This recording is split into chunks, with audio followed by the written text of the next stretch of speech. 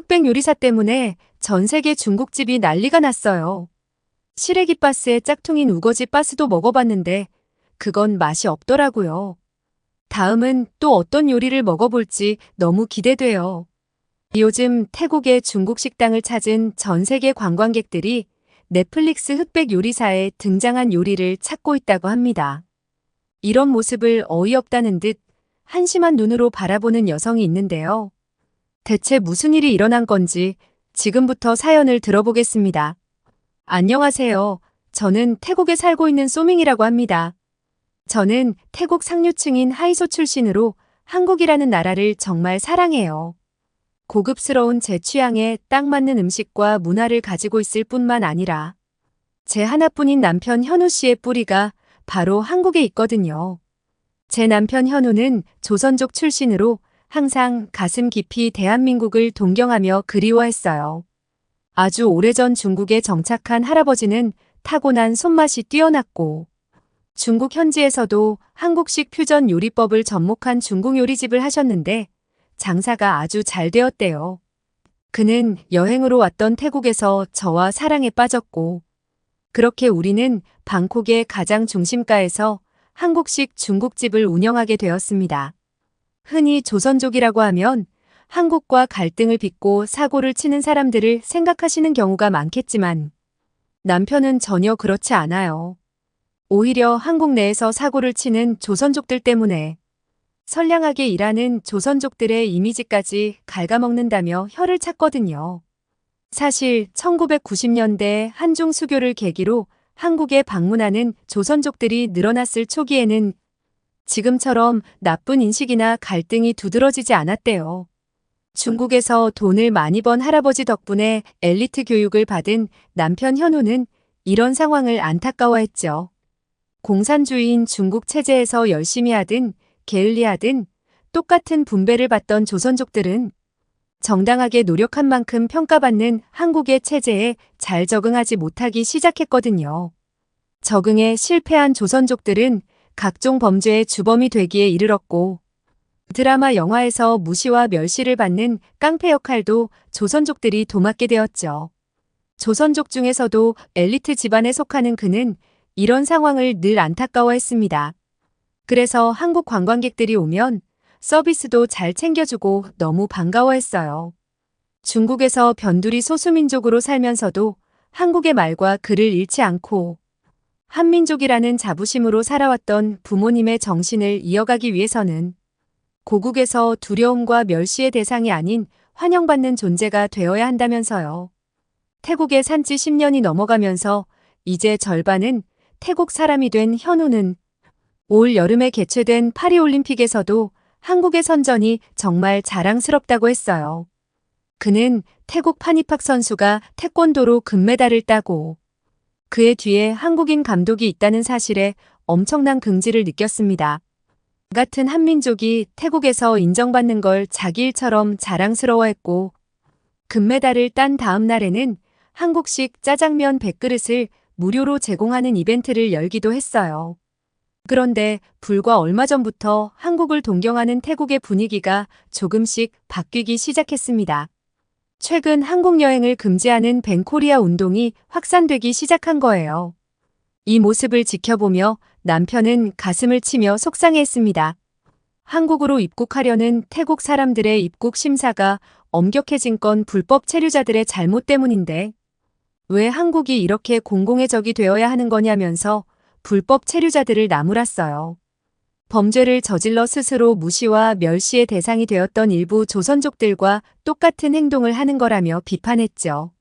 자신의 가치는 스스로 증명해야 하는데 한국에 가서 문제만 일으키는데 어떻게 인정받을 수 있겠냐면서 목소리를 높였습니다.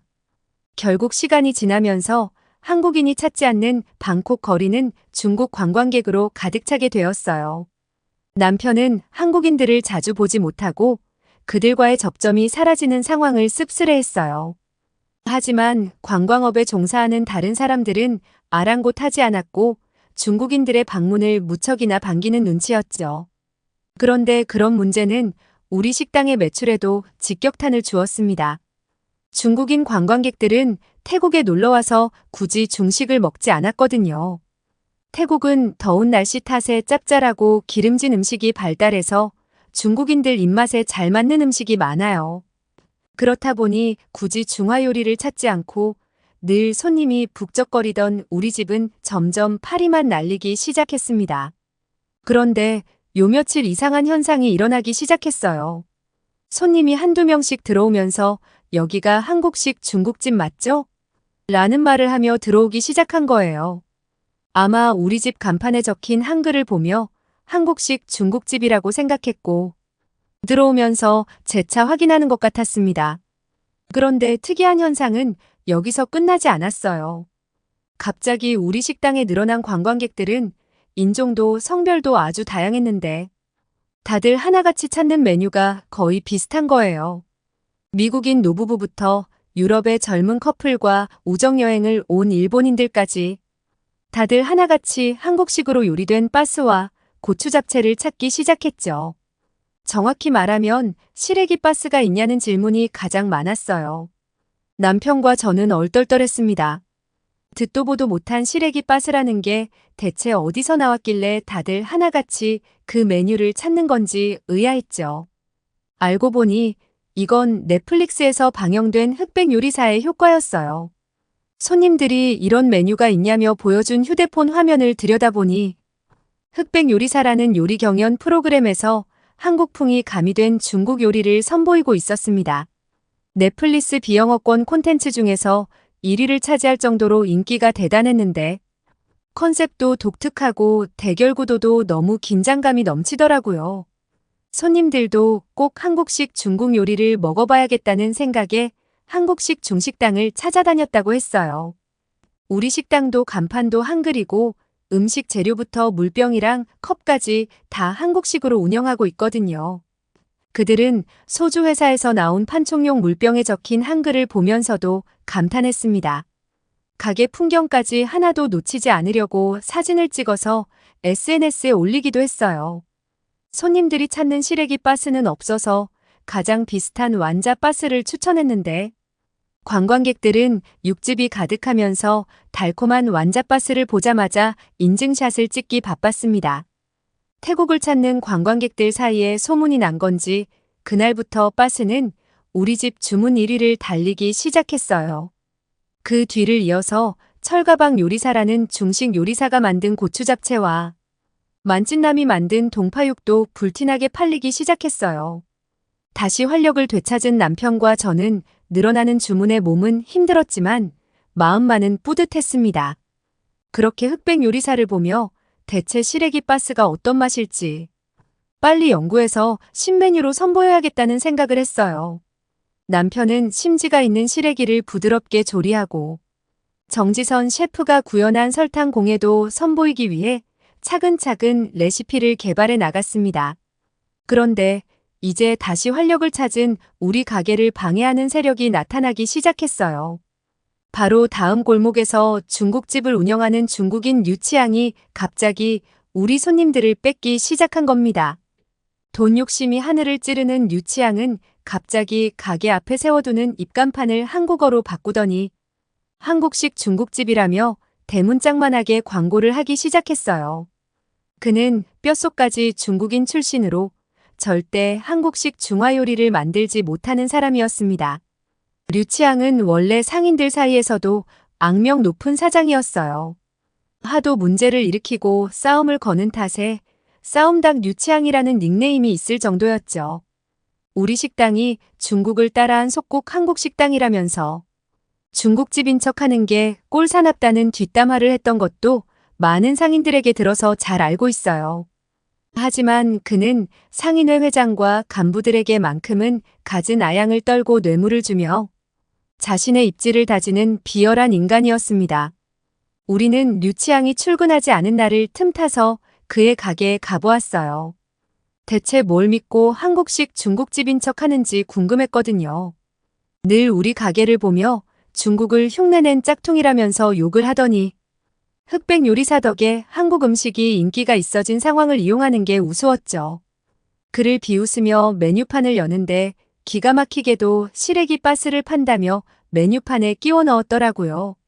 제대로 된 구수한 시래기 요리를 먹어본 적은 있는 건지 한국식 중국 요리는 만들 줄도 모르는 인간이 돈에 눈이 멀어서 이런 파렴치한 짓을 하는 게 이해가 되지 않았습니다. 우리는 바로 시래기 바스를 주문했어요. 그리고 아르바이트생이 내온 음식을 먹고 기절할 뻔했습니다.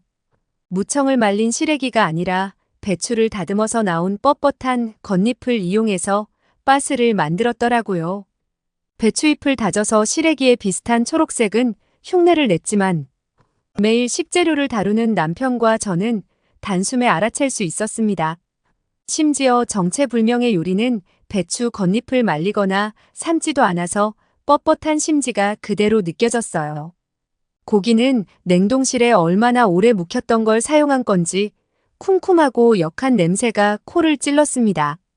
이런 요리를 한국 음식이라고 관광객에게 소개하면 흑백 요리사의 인기와 한국 음식의 명성에 큰 문제가 생기는 건 불보듯 뻔한 일이었어요. 바로 그때 식당에 류치향이 들어왔어요.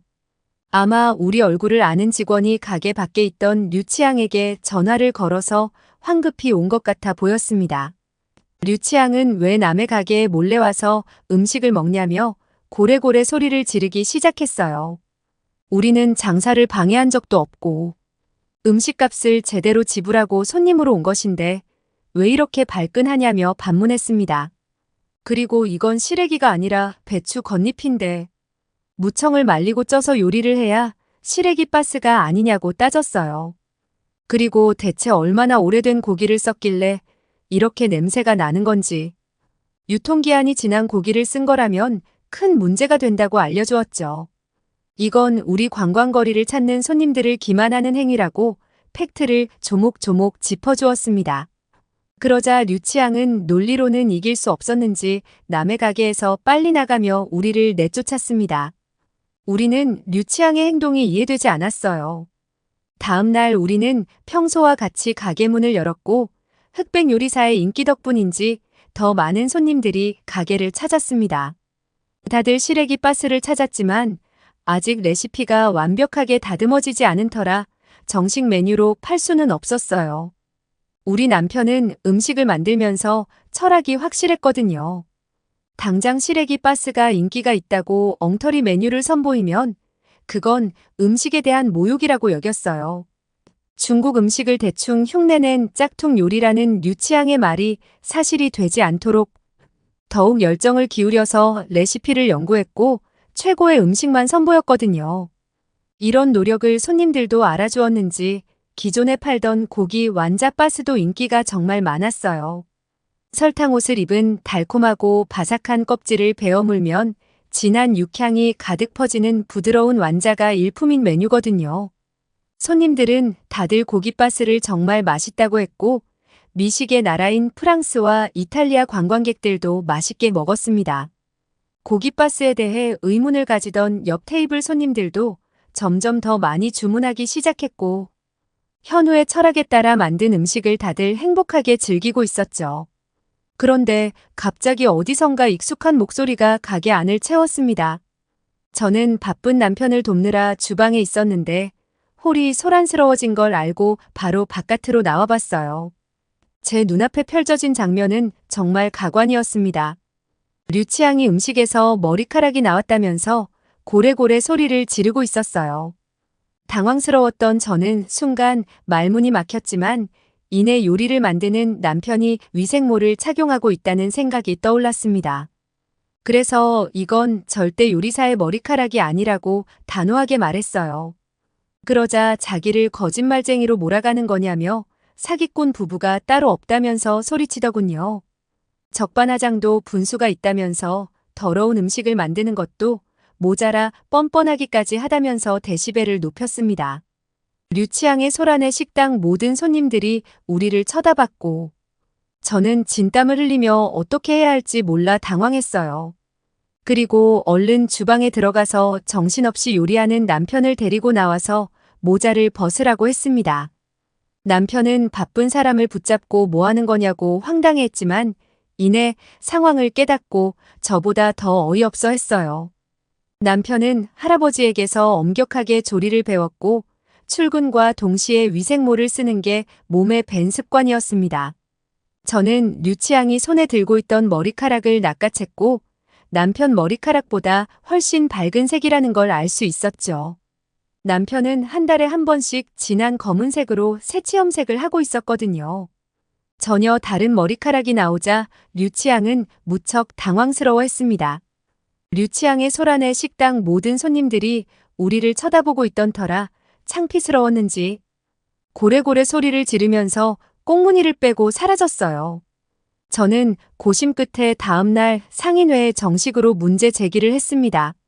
류치양처럼 거짓된 메뉴로 양심 없이 장사를 하면 우리 거리를 찾는 사람들이 실망할 수밖에 없고 유통기한도 반드시 준수해서 음식의 질을 일정 수준으로 유지해야 한다고 이야기했어요.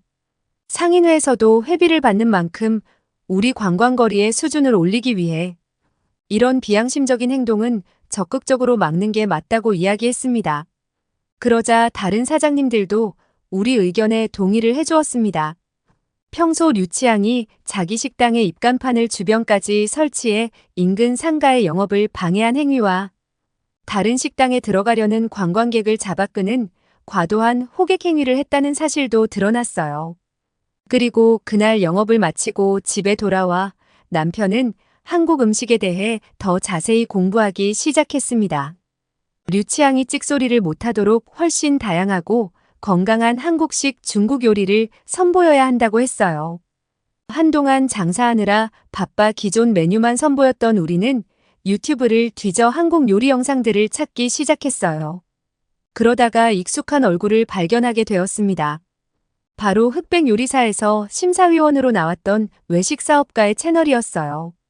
넷플릭스에서는 깐깐한 심사평으로 고집스럽고 어려운 어르신이라는 인상이 강했는데 캐주얼하게 찍은 영상을 보니 푸근한 옆집 아저씨 같은 모습이었어요. 친근하게 조리법을 설명해 주었지만 맛에 대한 철학은 날카로웠습니다.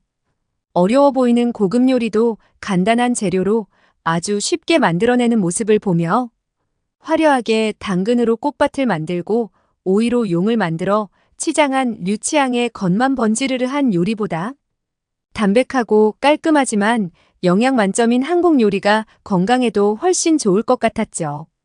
백종원님의 영상을 보며 기본적인 한식 양념의 구성과 배율을 연구했어요. 원래도 한국식 요리를 했던 터라 이건 크게 차이점이 없었습니다. 그리고 시래기 바스를 개발한 정지선님의 유튜브에서 아주 중요한 꿀팁을 얻었습니다. 그녀는 이 요리를 개발하기 위해 시래기를 몇 박스나 썼다고 했어요. 그녀는 흑백 요리사가 제작된 과정을 하나하나 자세하게 설명해 주었고 시래기를 부드럽게 조리하기 위한 방법도 공개했습니다. 저는 그 프로그램 하나에 담긴 제작진들의 노력과 요리사들의 열정을 그대로 느낄 수 있었어요. 세트장에 300대가 넘는 엄청난 카메라가 있었고 한번 세트장을 설치하려면 18일이나 걸렸다고 하더라고요. 전체 편집이 9개월이 넘게 걸릴 정도로 촬영 분량도 어마어마했습니다.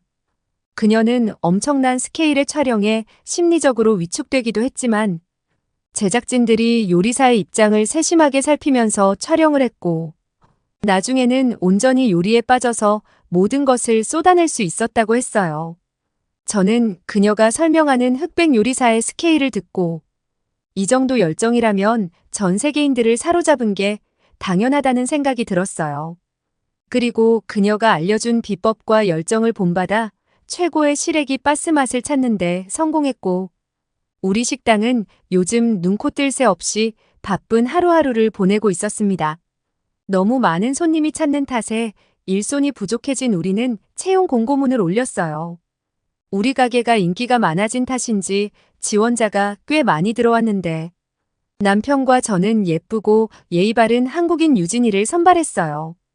유진이는 태국에 의류 사업을 하러 온 부모님을 따라 이민을 온 케이스였는데 나중에 부모님의 의류 사업을 물려받으려고 경영학을 전공하는 대학생이었어요. 우리는 유창한 한국어의 밝은 미소로 면접에 임한 유진이를 안 뽑을 수가 없었습니다. 경영학을 전공하고 있어서 다양한 업종을 경험하고 싶다던 유진이는 손님이 많아서 힘들 텐데도 지친 기색 없이 신나게 일을 했어요. 저는 유진이에게 힘들지 않냐고 좀 쉬엄쉬엄 일하라고 했지만 유진이는 뜻밖의 대답을 내놓았습니다. 자기 MBTI가 ENTJ라면서 자기는 손님들과 부대끼는 게 좋다고 하더라고요. 그리고 홀에서 서빙하고 정리를 하면서 맛평가를 듣곤 하는데 그런 피드백을 받는 게 정말 즐겁다고 했어요. 심지어 유진이는 엊그제 우리 부부에게 놀라운 제안을 했습니다. 요즘 관광객들은 SNS를 보고 행선지를 정하는데 우리도 공식 SNS를 운영해야 한다는 거였어요. 그리고 흑백 요리사 같은 콘텐츠 덕분에 우리 식당이 입소문을 탔으니 물 들어올 때 노를 저어야 한다고 강조했죠. 시래기 바스처럼 비주얼이 예쁘고 맛에 대한 평도 좋은 음식들은 무조건 젊은 사람들에게 인기를 끌 수밖에 없다면서 젊은 사람들의 취향은 금방 바뀌니까 지금 흑백 요리사가 최고의 인기를 달리고 있을 때 우리 식당을 널리 알려야 한다고 했습니다. 우리는 정성스럽게 음식을 만들고 맛있는 요리를 대접하면 충분하다고 생각했는데 유진이는 음식을 넘어서 마케팅까지 생각하고 있었어요. 농담 삼아 SNS 운영은 자기가 할 테니 손님이 많이 늘어나면 보너스 인센티브를 챙겨달라는 익살스러운 말도 하더라고요. 저는 그런 유진이의 적극적이고 진취적인 태도가 참 좋았고 의욕적인 유진이를 보며 저까지 힘이 나는 것 같았어요. 바로 실행에 옮겨야 직성이 풀리는 유진이는 제 명의로 가입한 아이디를 가지고 계정을 꾸미기 시작했고 음식을 조리하는 남편의 모습과 함께 먹음직스러운 음식 사진을 찍어서 SNS에 홍보하기 시작했어요. 그리고 우리 음식점에 방문한 인증사진을 올리면 군만두 한 접시를 무료로 제공하는 서비스도 시작했습니다. 이것도 유진이의 아이디어였어요. 그리고 오늘도 씩씩하고 친절한 모습으로 가게 운영을 돕고 있습니다. 유진이의 도움 덕분인지 더 눈코 뜰 새 없이 바빠졌지만 친절하게 손님을 응대하고 고객님의 피드백을 취합해서 알려주는 건 여전하더라고요. 어디서 저런 에너지가 나오는 건지 정말 신기할 정도예요. 유진이는 내년에 대학교 졸업반이라서 앞으로 5개월 뒤부터는 취업 준비를 해야 하는데 우리 회사에 정직원으로 스카우트하고 싶은 마음이에요. 그치만 유진이는 더 큰 회사에서 제대로 된 경영을 공부하는 게 맞는 거겠죠? 대기업에 취직하는 게 맞을지, 바로 부모님 회사를 돕는 게 맞을지 한창 고민하고 있는 유진이에게 저까지 선택지를 추가해주고 싶지 않네요. 한편으로는 남은 5개월 동안 유진이가 또 얼마나 획기적인 방법으로 우리 식당에 활력을 불어넣을지 기대되기도 해요. 유진이는 농담으로 보너스 인센티브를 이야기했지만 저는 다음 달 급여일에 정말로 보너스를 줄 계획이에요. 자기 일처럼 나서서 임하는 유진이에게 고마운 마음을 전하고 적극 격려해주고 싶거든요. 눈코 뜰 새 없이 바쁘다면서 제가 좋아하는 한국 분들께 하고 싶은 말이 점점 많아지네요. 유진이가 알려준 대로 흑백 요리사가 한창 인기가 있을 때 이런 즐거운 소식을 한국 분들께 알려드리고 싶어서 점심 손님이 빠지고 잠시 쉴 틈이 생긴 참에 우리 가족의 사연을 보냅니다.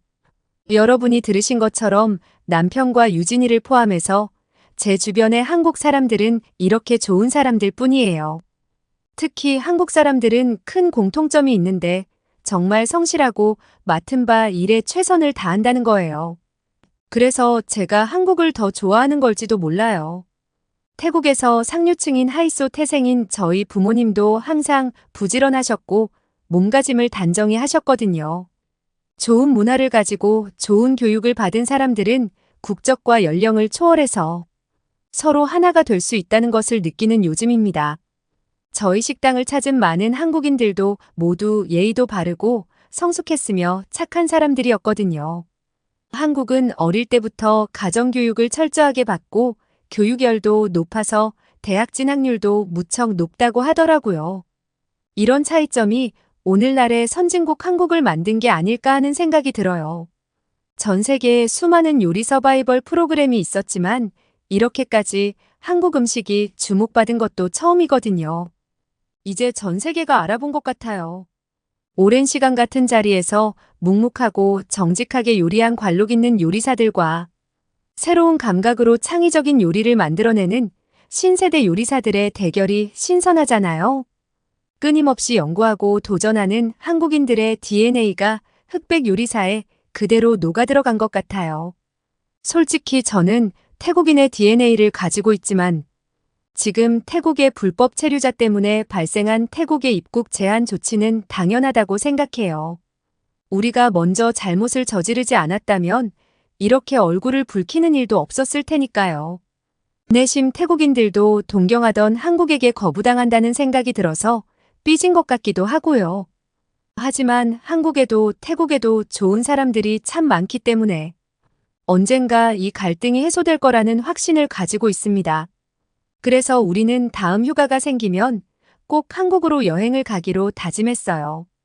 흑백 요리사에 나온 쟁쟁한 한국 셰프들의 식당에 꼭 가보고 싶거든요. 예약이 기본 6개월에서 3년이 꽉 찬 곳도 있다던데 지금부터 미리미리 예약을 해야 할 것 같아요.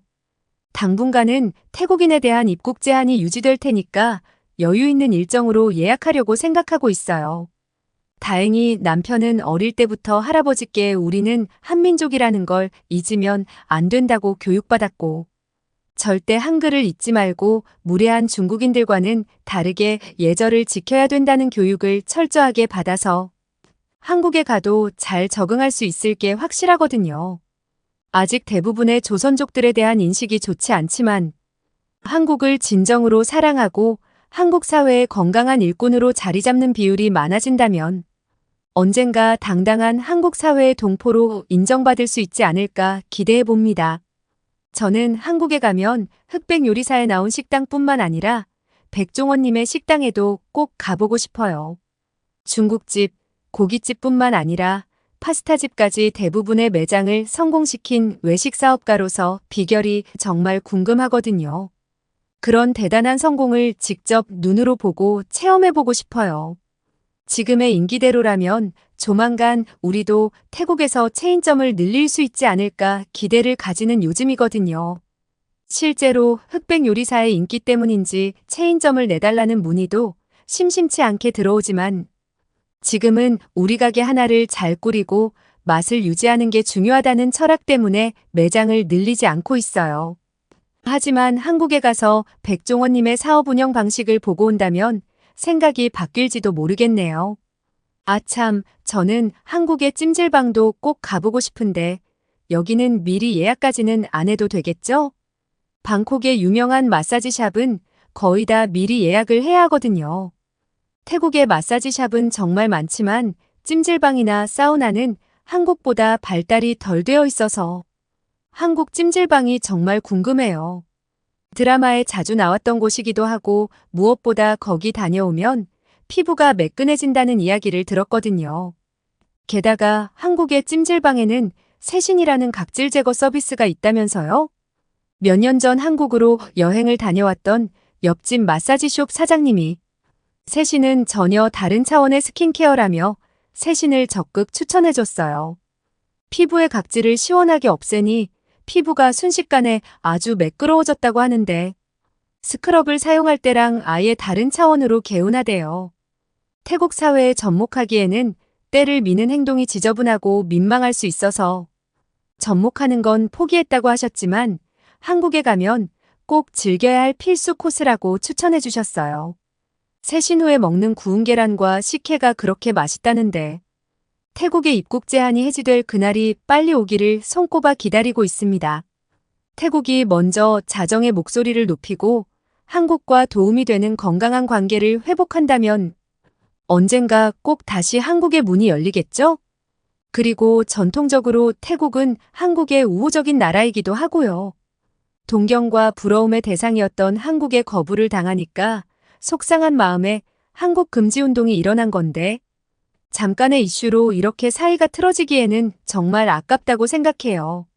저와 남편 유진의 만남처럼 한국과 태국 여행객들이 더 활발히 교류했으면 좋겠습니다.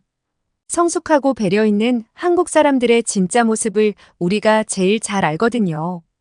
아름다운 한국 문화를 직접 보고 느낄 날이 빨리 돌아왔으면 좋겠습니다. 지금까지 소밍님의 사연이었는데요. 한국의 흑백 요리사가 한국 금지 운동을 벌이고 있는 태국에까지 또 다른 한류 열풍을 일으키기 시작했다니 정말 놀랍습니다. 태국을 찾은 외국인 관광객들이 한국 음식을 찾는 현상이 재미있는데요. 흑백 요리사에 등장한 빠스와 고추 잡채가 최고 인기 메뉴가 되었다니. 현우님이 만든 한국식 시래기 빠스와 고추 잡채를 저도 꼭 먹어보고 싶네요. 오늘 사연이 좋으셨다면 구독, 좋아요, 알람 설정 부탁드립니다. 지금까지 감동특공대 윤하경이었습니다. 감사합니다.